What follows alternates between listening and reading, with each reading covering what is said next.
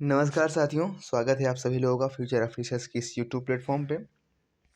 यहाँ हम निरंतर अपने regular program future officer at the rate update में मिल रहे हैं, जहाँ हम प्रयास करते हैं कि हाल में ही कोई घटना ऐसी हो जो बहुत ज़्यादा चर्चा में रही हो, तो हम उस पर बातचीत करते हैं और जो हमारे प्रीलिम्स एग्जाम के लिए और मेंस एग्जाम के लिए जो भी आयाम उसके बहुत ही महत्वपूर्ण होते हैं, उन पर चर्चा करने का प्रयास करते हैं और समझने की कोशिश करते हैं। तो इसी क्रम में आज की हमारी मुलाकात हो रही है बहुत ही इम्पोर्टेंट सुधार या परिवर्तन, एक क्रांतिकारी परिवर्तन हाल ही में हमारी सरकार द्वारा किया गया।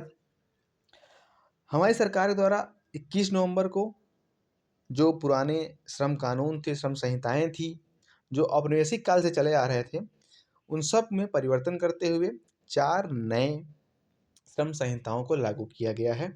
2020 में संसद ने इन्हें पारित किया था। अब इन्हें प्रस्तावित किया गया था और राज्यों की मंजूरी ली गई। अब इनको प्रभाव में लाया गया है। तो आज के क्लास में हम जानने का प्रयास करेंगे कि चारों जो संहिताएं प्रभाव में लाई गई हैं, इनके क्या नियम हैं, क्या ऐसे परिवर्तन किए गए हैं, किन सुधारों के साथ इन्हें अपनाया गया है और इनकी महत्वपूर्ण विशेषताएं क्या है। इन सभी बातों पर चर्चा करेंगे और साथ ही इसे भी जानने का प्रयास करेंगे कि इनका कुछ जो संगठन है श्रमिकों के, उनके द्वारा विरोध किया जा रहा है।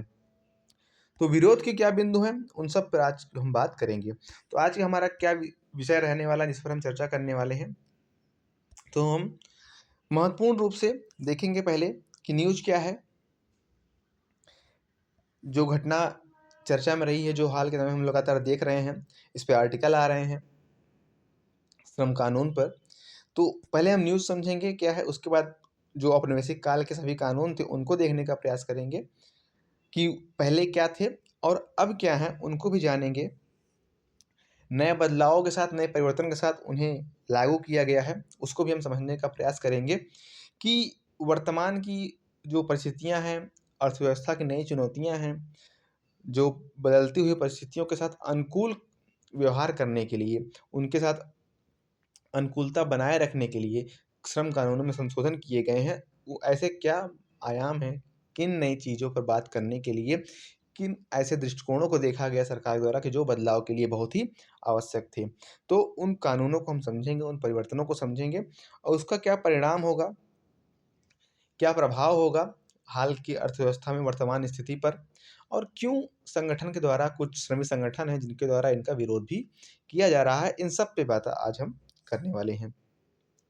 तो आइए शुरू करते हैं सबसे पहले कि क्या घटनाक्रम चर्चा में था। तो साथियों, 21 नवंबर को केंद्रीय श्रम मंत्री मनसुख मांडविया ने, श्रम मंत्री कौन है इनको भी आप ध्यान रखिएगा, इन्होंने 4 श्रम संहिताओं के क्रियान्वयन की घोषणा की। अब सभी श्रम संहिताओं का एकीकरण करके या परिवर्तन करके अब केवल 4 श्रम संहिताएं हैं।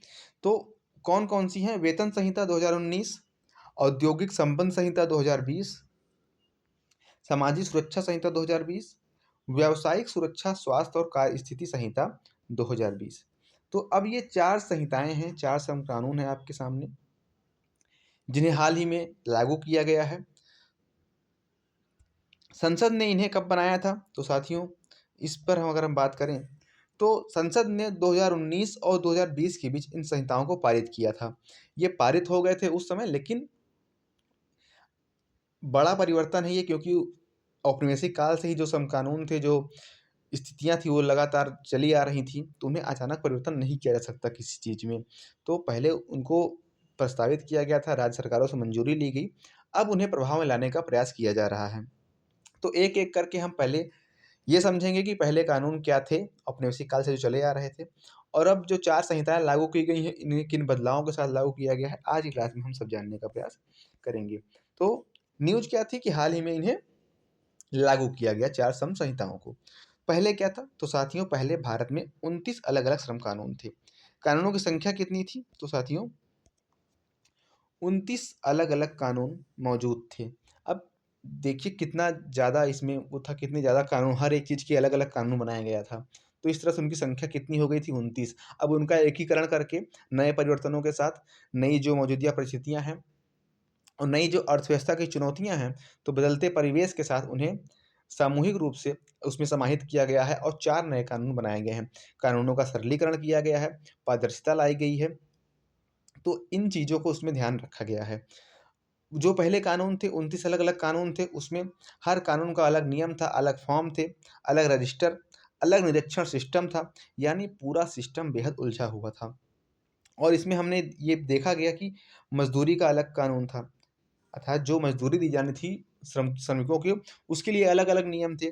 बोनस कैसे दिया जाएगा, इसका अलग-अलग नियम था। और ग्रेच्युटी अलग था, औद्योगिक विवाद अलग था, सुरक्षा और स्वास्थ्य के नियम अलग थे, सामाजिक सुरक्षा के नियम अलग थे। अर्थात जो सोशल सिक्योरिटी मज़दूरों की होगी, उनकी सुरक्षा और स्वास्थ्य के नियम होंगे, सबके लिए अलग-अलग कानून थे। मतलब उनकी आय से लेकर उनकी स्वास्थ्य तक, सबके लिए अलग, इतना 29 कानूनों में ये सारी चीज़ें फैली हुई थी। तो इन सब के कारण क्या हो रहा था, कोई विवाद देखने को मिल रहा था। श्रमिक परेशान हो रहे थे, क्या उनकी समय अगर कोई अगर विवाद सामने आ जा रहा था, तो न्यायालय के सामने, तो इसमें कई चुनौतियाँ सामने देखने को मिल रही थी। तो सबसे पहले अगर हम देखें तो इन सब के कारण जो इन 29 अलग-अलग कानून थे, हर संबद्ध क्षेत्र से हर एक संबद्ध कानून अलग प्रकार का था। उसमें हमने ये देखा कि कर्मचारियों को उनके अधिकार समय पर नहीं मिलते थे।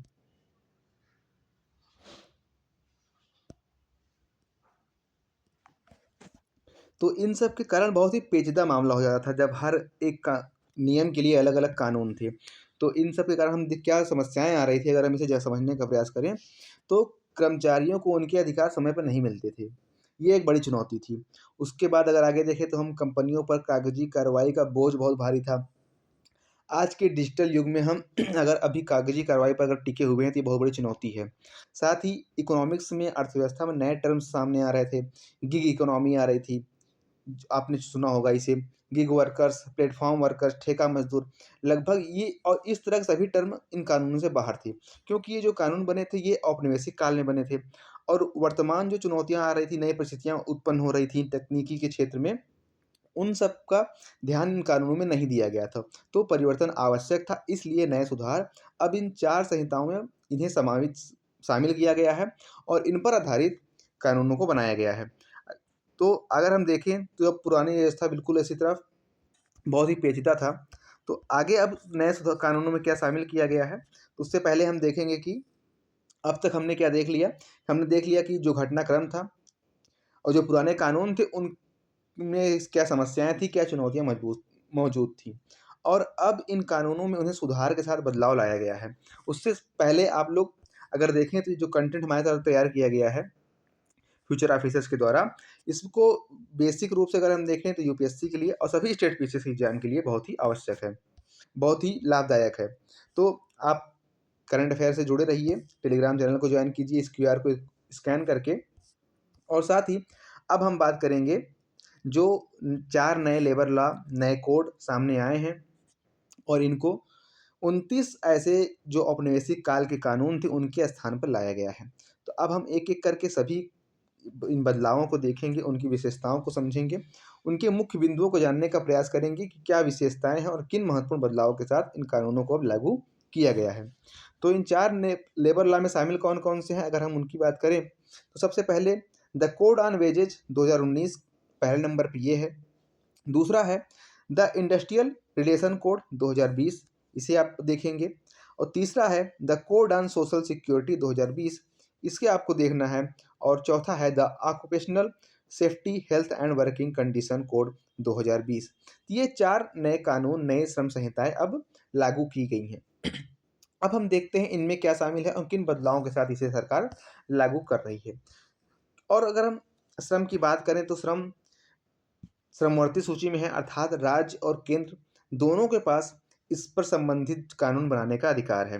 तो जब ये कानून बनाना था, जब सरकार इन पर विचार कर रही थी, इन संहिताओं को बदलने का विचार कर रही थी, तो अगर हम देखें तो केंद्र सरकार ने 7 जुलाई 2020 और 19 नवंबर 2020 के बीच प्रत्येक संहिता के लिए एक मसौदा जो नियम प्रकाशित किया था, उसे राज्यों को पास भेज दिया गया था और जुलाई 2025 तक 32 राज्यों और केंद्र शासित प्रदेशों ने भी सभी ये जो 4 श्रम संहिताएँ थी, इनका मसौदा, इन संहिताओं के तहत मसौदा नियम जो है उसे पूर्व प्रकाशित कर दिया था।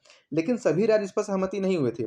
पश्चिम बंगाल, तमिलनाडु गवर्नमेंट, इन राज्यों ने इनका विरोध किया और श्रम संहिताओं को प्रकाशित नहीं किया है। तो इन राज्यों के द्वारा भी अभी असमंजस की स्थिति है और इनका विरोध किया जा रहा है। लेकिन जुलाई 2025 तक 32 राज्यों और केंद्र शासित प्रदेशों ने इन 4 श्रम संहिताओं को का जो मसौदा नियम था उसे पूर्व प्रकाशित कर दिया था। तो अब सरकार 29 कानूनों को मिलाकर 4 नए कोड बना दिए गए हैं। जब केंद्र सरकार किसी विषय पर अगर वो समवर्ती सूची का है, उस पर नियम बना देती है और राज्य उस पर सहमति व्यक्त कर देते हैं, तो वो पूरे भारत स्तर पर लागू हो जाता है। तो अब जो नए कानून बनाए गए हैं 4 कोड, वो क्या हैं? तो सरकार ने 29 कानूनों को मिलाकर 4 कोड बना दिए हैं। कोड ऑन वेजेज, वेतन संहिता 2019, पहला ये है।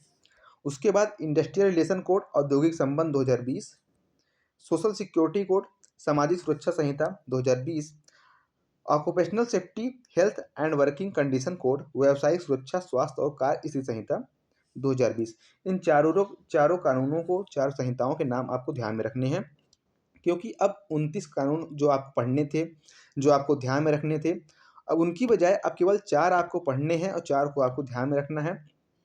और हाल ही में इसे शामिल किया गया, तो एग्जाम के दृष्टिकोण से ये चारों कानून महत्वपूर्ण हैं। इन चारों का नाम, इनका संबंधित जो वर्ष है, इन सबको आप ध्यान में रखेंगे। पहला वेतन से संबंधित है, वेजेस से। दूसरा उद्योगों से संबंधित है। और तीसरा श्रमिकों की सामाजिक सुरक्षा से संबंधित है। और चौथा जो कानून है वो श्रमिकों की व्यावसायिक सुरक्षा, मतलब इसमें श्रमिक भी शामिल हैं, उनकी सामाजिक सुरक्षा भी शामिल है, उद्योगपति भी शामिल है, कंपनियां भी शामिल है, तथा उनकी स्वास्थ्य और स्थिति संहिता भी इसमें शामिल है। तो इन चारों कानूनों के नाम आप ध्यान में रखेंगे और इनका संबंधित जो वर्ष है, जिस वर्ष संसद ने इन्हें पारित किया, इसे आप ध्यान में रखेंगे। और 2025 21 नवंबर को सरकार ने इसे लागू किया है। अब हम देखेंगे कि इन कानूनों की मुख्य विशेषताएं क्या क्या हैं। तो साथियों, वेतन संहिता जो 2019 का है, इसमें वेतन भुगतान अधिनियम 1936, न्यूनतम वेतन अधिनियम 1948, बोनस भुगतान अधिनियम 1965 और समान पारिश्रमिक अधिनियम 1976 को नियस्त करती है।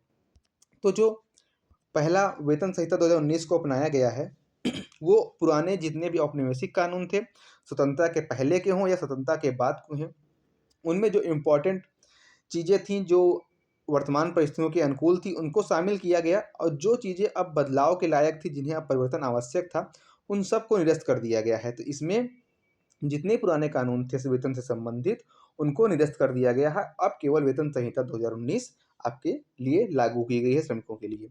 और दूसरा अगर हम देखें औद्योगिक संबंध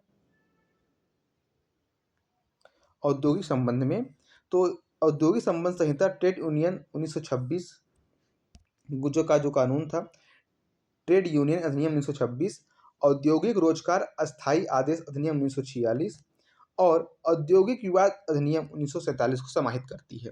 तो जो चीज़ें बदलाव के लिए थी, उन्हें बदला गया। जो चीज़ें अब निरस्त करना था, उन्हें निरस्त कर दिया गया। जो वर्तमान के अनुकूल नहीं थी, उन्हें समाप्त कर दिया गया। और जो चीज़ें आवश्यक थी, मतलब औपनिवेशिक काल के जो कानून थे उसमें भी, और स्वतंत्रता के पश्चात जो कानून बने थे उसमें भी, जो चीज़ें वर्तमान के अनुकूल थी, उन्हें उसमें शामिल कर लिया गया है। आगे बढ़े तो जो अगले कानून की मुख्य विशेषता है सामाजिक सुरक्षा संहिता की, तो उसमें क्या किन बातों को शामिल किया गया है, उसकी मुख्य विशेषता क्या है? तो उसमें सामाजिक सुरक्षा संहिता का जो नियम है 2020 का जो लागू किया गया, उसमें कर्मचारी क्षतिपूर्ति अधिनियम 1923, ध्यान में रखिए 1923 1926 कितने पुराने कानून थे ये सब। मातृत्व लाभ अधिनियम 1961, असंगठित श्रमिक सामाजिक सुरक्षा अधिनियम 2008 सहित 9 अधिनियमों को निष्प्रभावी करती है। तो जो अभी हाल में जिसे लागू किया गया है सामाजिक सुरक्षा संहिता 2020, ये 1923 से लेकर 2008 तक के जो संबंधित कानून थे सोशल सिक्योरिटी से संबंधित, उन सब को निष्प्रभावी करती है। और अब ये सामाजिक सुरक्षा संहिता ये लागू की गई है।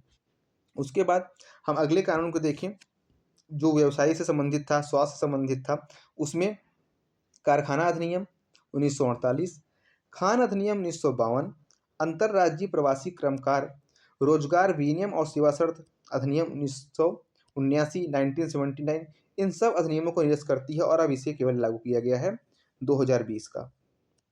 तो ये महत्वपूर्ण बदलाव किए गए हैं और इस कानून की मुख्य विशेषताएं क्या हैं, अगर इस पर बात करें तो ये चारों श्रम संहिताएं जो लागू की गई हैं, अब इन्हें सरकार ने किन उद्देश्यों को देख कर लागू किया गया है और वर्तमान अर्थव्यवस्था के साथ किस तरह से इनका अनुकूलन किया जाएगा, इनकी क्या विशेषताएं हैं, इनको हम देखते हैं।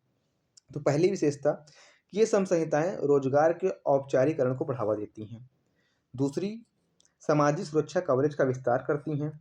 अधिक श्रमिकों के न्यूनतम और समय पर मजदूरी सुनिश्चित करती हैं, अर्थात श्रमिकों को उनके कार्य के लिए समय पर और सुनिश्चित जो मतलब न्यूनतम मजदूरी जो उनकी जीवन आवश्यकताओं की पूर्ति कर सके, उस मजदूरी को सुनिश्चित करती हैं। उन्हें समय पर दिया जाए और इतना दिया जाए कि उनकी न्यूनतम आवश्यकताएं पूर्ति हो जाए। अगर हम अगली विशेषता की बात करें तो कार्यबल में अधिक महिलाओं की भागीदारी सुनिश्चित करती है और नियोक्ताओं के लिए अनुपालन का बोझ कम करती हैं। तो ये नई श्रम संहिताएं जो बनी हैं, इसमें जो भारत की आधी आबादी है, जो महिला आबादी है, जो कार्यबल का एक महत्वपूर्ण हिस्सा है, उनको भी अब शामिल किया गया है, उनकी भागीदारी को सुनिश्चित किया गया है, जो लिंग असमानता को दूर करती है उद्योगों के क्षेत्र से। अगर हम अगली विशेषता की बात करें तो महत्वपूर्ण रूप से सभी श्रमिकों के लिए अनिवार्य नियुक्ति पत्र, गिग वर्कर्स, प्लेटफॉर्म श्रमिकों सहित सभी श्रमिकों के लिए भविष्य निधि और राज्य बीमा जैसी सामाजिक सुरक्षा और न्यूनतम मजदूरी भुगतान का वैधानिक अधिकार शामिल है। हाल ही में ये बहुत ही चर्चा में रहा कि जोमैटो, स्विगी जैसे प्लेटफॉर्म पे काम करने वाले जो वर्कर्स हैं, उन्हें गिग वर्कर्स कहा गया था और इनके लिए सामाजिक सुरक्षा सुनिश्चित नहीं थी कि अगर इन्हें अचानक कभी कुछ हो जाता है तो इसकी जिम्मेदारी कौन सी कंपनी लेगी। तो इनके लिए राज्य बीमा जैसी सामाजिक सुरक्षा का नियम अब लागू किया गया है और इनकी भी सोशल सिक्योरिटी सुनिश्चित की गई है। गिग वर्कर अभी ये नया टर्म था इकोनॉमी का, तो ये पुराने कानूनों में शामिल नहीं थे, अब इनको भी इसमें शामिल कर लिया गया है। आगे अगर हम बात करें तो महिलाओं के लिए अब रात में सभी प्रकार के कामों में विभिन्न प्रतिष्ठानों में काम कर सकती हैं। जैसे कुछ अभी तक ये माहौल था कि महिलाएं रात में काम नहीं कर सकती, अलग अलग जो अगर हम कहें तो पिंक कॉलर जॉब उनके लिए सुनिश्चित किया गया था, लेकिन अब ऐसा नहीं है। अब इन कानूनों में शामिल किया गया है कि महिलाएं रात में और सभी प्रकार के कामों में विभिन्न प्रतिष्ठानों में काम कर सकती हैं। उन्हें उच्च वेतन वाली भूमिकाओं में समान अवसर प्राप्त होंगे। न केवल उन्हें काम का समान अवसर प्राप्त होगा बल्कि वेतन की समानता भी उसमें सुनिश्चित की जाएगी। ऐसा अब इन श्रम कानूनों में व्यवस्था किया गया है। और क्या विशेषताएं हैं श्रम कानूनों की? तो साथियों, यह श्रम कानून यह सुनिश्चित करने के लिए कि किसी भी श्रमिक को न्यूनतम जीवन स्तर से कम वेतन न मिले, एक राष्ट्रीय न्यूनतम मजदूरी निर्धारित की जाएगी। राष्ट्रीय स्तर पर मजदूरी का एक न्यूनतम पैमाना निर्धारित किया जाएगा कि किसी भी श्रमिक को किसी भी राज्य में हो, वो कहीं भी देश के किसी हिस्से में हो, उस स्तर से उस न्यूनतम मजदूरी से कम मजदूरी उसे ना मिले, उससे कम वेतन उसे प्राप्त न हो। इस तरह का इसको सुनिश्चित किया जाएगा और राष्ट्रीय स्तर पर इसे निर्धारित किया जाएगा। तो ये बहुत ही अच्छी बात है, क्योंकि अलग अलग राज्य अगर अपने अपने हिसाब से न्यूनतम मजदूरी देंगे तो इस तरह से प्रवासी मजदूर अधिक मजदूरी की चाहत में एक राज्य से दूसरे राज्य में जाएंगे, तो ये अलग एक समस्या और चुनौती अलग राज्य में उपस्थित होती है। तो अगर राष्ट्रीय स्तर पर न्यूनतम मजदूरी सुनिश्चित होगी तो ये सभी श्रमिकों के लिए समानता का अवसर उन्हें प्राप्त होगा। आगे अगर हम देखें तो इनकी और मुख्य विशेषता क्या है श्रम कानूनों की? लिंग तटस्थ वेतन, रोजगार के अवसर, ट्रांसजेंडर व्यक्तियों के विरुद्ध भेदभाव पर रोक और दंडात्मक कार्रवाई के बजाय मार्गदर्शन, जागरूकता और अनुपालन समर्थन की ओर प्रवर्तन स्थानांतरित करना, ये श्रम कानूनों की विशेषताएं हैं। इस प्रकार से हमने महत्वपूर्ण जो विशेषताएं थी मुख्य बिंदुओं पर उन्हें चर्चा किया। अगर आगे हम देखें तो अगर हम ये विशेषताओं की बात करें तो अगर हम सिक्के के एक पहलू पर बात नहीं करते कि उनकी विशेषताएं क्या हैं, महत्वपूर्ण बदलाव क्या किए गए, इन श्रम कानून में कुछ चिंताएं भी व्यक्त की गई हैं। कुछ ऐसे बिंदु हैं जो आलोचना का बिंदु है और इन्हीं बिंदुओं पर कुछ मजदूर संघ द्वारा इनका विरोध किया जा रहा है, हड़ताल आयोजित की जा रही है। तो क्या चिंताएं हैं, अगर उसे हम देखने का प्रयास करें तो हम समझते हैं इन बातों को कि भारतीय मजदूर संघ को छोड़कर सभी केंद्रीय जो ट्रेड यूनियन हैं उन्होंने श्रम संहिताओं का विरोध किया है। 10 केंद्रीय ट्रेड यूनियनों ने संबंध और उसके संबद्ध महासंघों ने हड़तालें आयोजित की। तो इस संबंध में हमें विरोध देखने को मिला, हड़ताल देखने को मिला। आपने हाल के अखबारों में जब ये कानून पारित हुआ है, जब प्रभाव में आया है, उसके बाद आपने न्यूज़ में देखा होगा कि ट्रेड यूनियन ने विरोध प्रदर्शन आयोजित किया था। और जो भारतीय मजदूर संघ है उन्होंने 2 श्रम संहिताओं, वेतन संहिता और सामाजिक सुरक्षा संहिता को छोड़कर उसका स्वागत किया है और औद्योगिक संबंध संहिता और जो स्वास्थ्य संबंधी और OSWSC संहिता थी उसके प्रावधानों पर सवाल उठाए हैं। तो भारतीय मजदूर संघ 2 संहिताओं से सहमत है और उसका स्वागत किया है, लेकिन औद्योगिक संबंध संहिता और OSHWC जो संहिता है उसके कुछ प्रावधानों पर सवाल उठाए हैं और विरोध प्रदर्शन किया गया है। तो कौन से ऐसे बिंदु हैं जिन पर सवाल उठाए जा रहे हैं और विरोध किया जा रहा है, तो उनकी बात करें तो एक एक करके हम समझते हैं उसको भी। पहला ये कि ये संहिताएं कई संघीय अधिकारों को छीन लेंगी, जिनमें राज्यों में न्यूनतम वेतन तय करने का अधिकार भी शामिल है।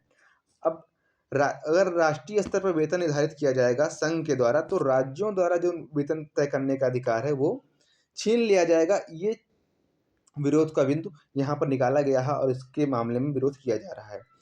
नेक्स्ट जो विरोध का पॉइंट है कि सामाजिक सुरक्षा के मुद्दे पर केंद्रीय ट्रेड यूनियनों का तर्क है कि 93% मजदूर किसी भी सामाजिक सुरक्षा के दायरे में नहीं आते और इन संहिताओं में भी इस स्थिति को सुधारने का कोई प्रावधान नहीं किया गया है। ये मुद्दा अभी भी आलोचना का शिकार है, क्योंकि अभी भी 93% ऐसे मजदूर हैं जो अनौपचारिक क्षेत्र से हैं या फिर ऐसे क्षेत्र से हैं जो सामाजिक सुरक्षा के दायरे में नहीं आते। तो उनके संबंध में इन कानूनों में प्रावधान कोई नहीं किया गया है। तो ये विरोध का मुद्दा है और इस पर कानूनों का विरोध किया जा रहा है। दूसरी अगर बात करें तो फैक्ट्री लाइसेंस के लिए मजदूरों की सीमा बढ़ा दी गई है और इससे बहुत सारे मजदूर सामाजिक सुरक्षा और न्यूनतम वेतन के प्रावधान से बाहर हो जाएंगे। तो ये ऐसे महत्वपूर्ण बिंदु थे इन कानूनों में जिनको लेकर श्रमिक संगठनों के द्वारा, उनके समुदाय के द्वारा विरोध किया जा रहा है और हड़ताल प्रदर्शन आयोजित किया जा रहा है। उसको भी हमने देखा और समझने का प्रयास किया। लेकिन सरकार भी इस मुद्दे पर ध्यान दे रही है और सरकार का यह प्रयास है कि उन्होंने जो 4 श्रम संहिताएं पारित की हैं उसको अभी प्रस्तावित है और उन्होंने सरकार ने घोषणा किया है कि सभी हितधारकों को संहिताओं के मसौदा नियमों पर प्रतिक्रिया देने के लिए 45 दिन का समय मिलेगा, जिससे वह कुछ संशोधनों के साथ फिर से पूर्व प्रकाशित करेंगी। सरकार ने यह आश्वासन दिया है कि 45 दिन का समय अभी है और जो इससे प्रभावित होने वाले सभी हितधारक हैं, वो जो कंपनी हो चाहे सम संगठन हो, इन सबको 45 दिन के अंदर जो भी इनकी प्रतिक्रियाएं हैं वो सरकार को दें और सरकार फिर संशोधन करके इनको फिर से प्रकाशित करने का प्रयास करेगी। तो क्या पूर्व कानून थे, नए बदलावों के साथ 4 जो कानून लागू किए गए, 4 जो श्रम संहिताएं लागू की गई, उनकी बात हमने की। उनके जो महत्वपूर्ण बदलाव थे उन पर चर्चा किया गया, उनकी जो महत्वपूर्ण विशेषताएं थी उन पर चर्चा किया गया और उन प्रावधानों में कुछ ऐसे प्रावधान थे जिनका श्रम संगठनों के द्वारा विरोध किया जा रहा है, उन पर चर्चा किया गया। और अगर हम निष्कर्ष के रूप में अब देखें तो जो ये नए श्रम संहिताओं की स्थापना की गई है, जो लागू किया गया है, ये अगर इनकी हम बात करें तो नए श्रम संहिताओं की स्थापना भारत के श्रम परिदृश्य में एक परिवर्तनकारी कदम है जो श्रमिकों के कल्याण और उद्यमों की दक्षता के बीच संतुलन बनाता है। ये प्रावधान अनुपालन को सरल बनाते हैं, सुरक्षा को बढ़ावा देते हैं, वेतन में निष्पक्षता सुनिश्चित करते हैं और इसके अलावा ये सुधार एक अधिक न्यायसंगत, पारदर्शी और विकासोन्मुखी अर्थव्यवस्था की नींव रखते हैं। इस प्रकार ये एक आधुनिक श्रम पारिस्थितिक तंत्र को बढ़ावा देने के लिए भारत की प्रतिबद्धता की पुष्टि करते हैं और जो श्रमिकों और उद्योगों दोनों को सशक्त बनाता है और समावेशी और सतत प्रगति के मार्ग प्रशस्त करता है। तो साथियों, जो नए श्रम संहिताएं लागू की गई हैं ये वर्तमान भारत की जो परिदृश्य है, क्योंकि वर्तमान भारत विश्व में सबसे तेजी से बढ़ती हुई अर्थव्यवस्था है। डिजिटल और तकनीकी के क्षेत्र में कुछ ऐसे टर्म आए हैं जिनके लिए ये बदलाव ज़रूरी था, तो इन सब को देखते हुए सुधार आवश्यक थे। ये बात इन प्रावधानों में शामिल की गई है और ये भारत के लिए आवश्यक भी था। और ये जो भारत के श्रमिक हैं और जो भारतीय उद्योग है, उन सबको सशक्त बनाने का प्रयास करता है। तो ये आज का महत्वपूर्ण विषय था, चारों श्रम कानून, जो हाल में चर्चा में थे आपके। उसके पहले जो 29 कानून थे, उनको बदल करके इन 4 कानूनों को लागू किया गया है। तो लगातार न्यूज़ में बना हुआ था। तो इस पर जो भी महत्वपूर्ण बदलाव थे, जो महत्वपूर्ण बिंदु थे एग्ज़ाम के लिए, उन पर आपकी चर्चा आज की क्लास में की गई। तो अगर हम एक ये देखें, जो 29 पुराने कानून थे और 4 अभी हाल के कानून थे, उनमें क्या-क्या बदलाव किए गए और उन दोनों में अंतर समझने का प्रयास करें, तो देखेंगे जो पुराने कानून थे, उनमें 1436 कानून थे और अभी जो 4 कानून हैं, उसमें 351 कानून हैं। इतना बड़ा अंतर हमें देखने को मिलता है। वो बहुत ही पेचीदा था, बहुत ही अलग-अलग नियम थे उसमें। उद्योग से अलग था, मज़दूरी से अलग था, वेतन से अलग नियम था। अब उनका एकीकरण करके केवल 351 कानूनों में, धाराओं में, अगर हम नियमों में, उसको समाहित किया गया है। रिटर्न्स की बात करें, फॉर्म्स की बात करें, रजिस्ट्रेशन की बात करें, लाइसेंस की बात करें, तो उसमें 4 प्रकार के थे, अब इसमें सिंगल लाइसेंस है। तो इन परिवर्तनों को अगर हम देखें, तो 29 कानूनों की जगह 4 कानूनों को लागू करना वर्तमान भारत की आवश्यकता थी और जो श्रम है भारतीय, जो भारतीय उद्योग है, उसके लिए भी ये ज़रूरी था। तो आज की चर्चा हम यहीं तक करेंगे।